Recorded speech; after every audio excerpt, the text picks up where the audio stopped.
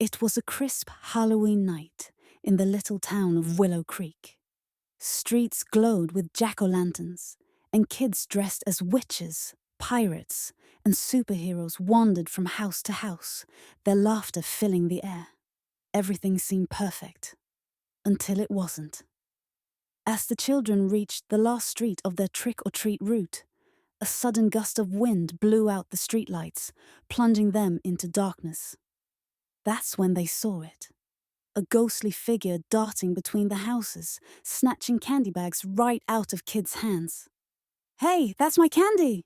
shouted Max, dressed as a vampire. But the ghost just cackled mischievously and disappeared into the night. Word spread quickly. No one's candy was safe. "This isn't just any ghost," whispered Lucy, the clever one in the group, dressed as a scientist. "That's the mischievous ghost of Willow Creek. My grandma told me stories about it.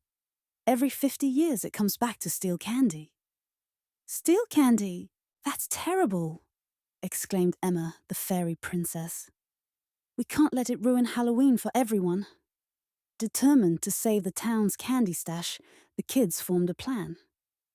Max would lure the ghost with his bag of candy, while Lucy and Emma set up a trap. Armed with a glowing net made from their fairy lights and a box filled with sticky toffee, they set off to find the ghost. They didn't have to wait long. The ghost appeared near the old oak tree, its translucent form glowing under the moonlight. "Come and get me, you candy thief," Max taunted, waving his bag of treats. The ghost zoomed toward him, its bony hands reaching for the candy. At the perfect moment, Lucy and Emma sprung the trap. The glowing net dropped over the ghost, and the sticky toffee box slammed shut around its wispy feet. "Gotcha!"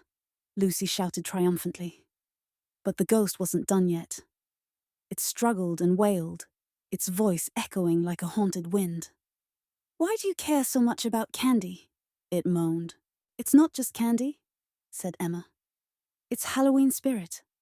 Everyone works hard to make this night special, and you're ruining it."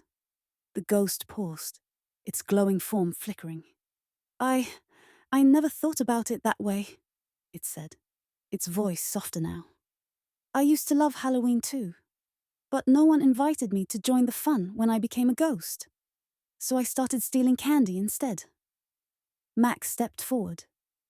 "You don't have to steal candy to be part of Halloween. Why don't you celebrate with us instead?"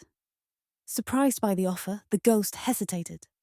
Then, with a swirl of mist, it transformed into a friendly figure with a big, toothy grin. "I'd like that," it said, letting out a chuckle that sounded more cheerful than eerie. The kids and the ghost worked together to return the stolen candy to everyone in town. By the end of the night, they even invited the ghost to their Halloween party. From that night on, the mischievous ghost of Willow Creek became a beloved part of the town's Halloween tradition. Not as a candy thief, but as